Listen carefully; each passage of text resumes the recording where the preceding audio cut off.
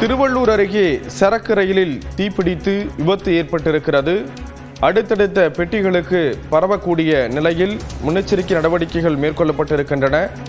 விண்ணை முட்டும் அளவுக்கு கரும்புகை சூழ்ந்திருக்கக்கூடிய அந்த காட்சிகளை பார்க்கிறோம். முன்னெச்சரிக்கை நடவடிக்கையாக சுற்றுவட்டார பகுதிகளில் மின்சாரம் துண்டிக்கப்பட்டிருக்கிறது. இது தொடர்பான விவரங்களை வழங்குவதற்காக இணைகிறார் சிறப்பு செய்தியாளர் முகிலன். விபத்தை கட்டுப்படுத்துவதற்கான அந்த பணிகள் அப்படிங்கிறது எந்த லெவலில் இருக்கு? ஸ்ரீராம், இது சென்னையிலிருந்து அரக்கோணம் வழியாக சென்று கொண்டிருந்த ஒரு டீசல் கூட்ஸ் சரக்கு ரயில். இதில் காலை அதிகாலையில் தீ பற்றியது. அதாவது ஒரு பெட்டியில் பற்றிய தீ தற்போது 5 பெட்டிகளில் வரை அந்த தீ பரவி எரிந்து வருவதாக தீயணைப்பு துறையினர் தெரிவித்திருக்கின்றனர். மிக முக்கியமாக இன்னும் அந்த தீ பற்றி எரிந்து வருவதால் இன்னும் தீயணைப்பு படையினரால் அருகே செல்ல முடியவில்லை. அங்கு இருக்கக்கூடிய அந்த கூட்ஸ் அந்த சரக்கு டேங்கர்கள் எல்லாம் வெடித்து செதவுவதால் அங்கு இருக்கக்கூடிய அந்த தீயணைப்பு படை வீரர்கள் முன்னே ஏறி சென்று அந்த தீயை கட்டுக்குள் கொண்டு வர முடியவில்லை என்றும் தீயணைப்பு துறையினர் தெரிவிக்கின்றனர். தொடர்ந்து ஒரு 5 தீயணைப்பு வாகனங்கள் தற்போது அந்த பகுதியில் இருக்கின்றன.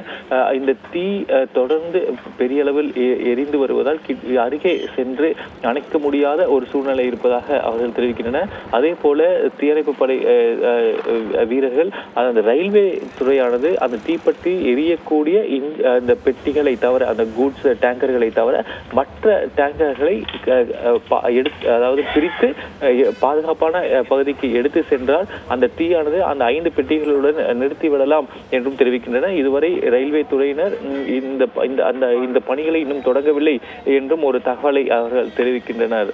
ஸ்ரீராம், முகிலன், விபத்துக்கான காரணம் அப்படிங்கிறது எதுவும் தெரிய வந்திருக்கா? முன்னெச்சரிக்கை நடவடிக்கையா சுற்றி இருக்கக்கூடிய பகுதி மக்களுக்கு என்னென்ன அறிவுறுத்தல்கள் எல்லாம் வழங்கப்பட்டிருக்கு? கண்டிப்பாக ஸ்ரீராம், இதுவரை அந்த தீ பற்றியதற்கான அந்த காரணம் என்ன என்பது முழுமையாக தெரியவில்லை. இந்த தீ கட்டுக்குள் கொண்டு வந்த பின்பே இதற்கான முழு காரணம் என்ன என்பது தெரிய வரும். ஆனால் அங்கு சுற்றி இருக்கக்கூடிய பகுதி மக்கள் எல்லாம் பாதுகாப்பாக இருக்கும்படி அறிவுறுத்தலானது வழங்கப்பட்டிருக்கிறது. மின்சாரம் துண்டிக்கப்பட்டிருக்கிறது. தற்போது முதல் கட்டமாக அந்த தீயை கட்டுக்குள் கொண்டு வருவதற்கான நடவடிக்கைகளை தீயணைப்பு படை வீரர்கள் எடுத்து வருகின்றனர்.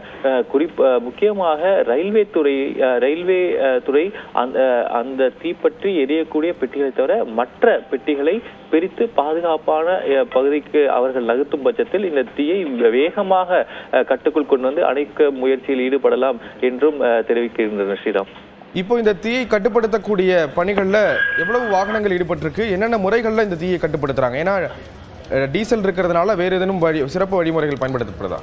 ஸ்ரீராம், நாம் ஏற்கனவே குறிப்பிட்டதுபடி தற்போது 5 வாகனங்கள் இருக்கின்றன. அந்த 5 அந்த தீ எரியக்கூடிய பகுதிகள் இருக்கின்றன. அந்த சரக்கு கண்டெய்னர்கள் வெடிப்பதால் அந்த தீயணைப்பு படை வீரர்கள் அருகே சென்று அந்த தீயை அணைக்கும் பணியில் ஈடுபட முடியவில்லை. இன்னும் அதாவது இந்த தீயை கட்டுக்குள் கொண்டு வருவது மற்றும் அணைக்கும் பணிகள் நடைபெற்று வருகிறது. ஆனால் இன்னும் அருகே சென்று அணைப்பதற்கான சூழ்நிலை தற்போது இல்லை. அதனால் அதாவது தற்போது இருக்கக்கூடிய சூழ்நிலையிலேயே அந்த தீயை எவ்வாறு கட்டுக்குள் கொண்டு வருவது போன்ற திட்டமிடலும் அதற்கான பணிகளும் நடைபெற்று வருகிறது. ஸ்ரீராம், விவரங்களை வழங்கியதற்கு நன்றி முகிலன்.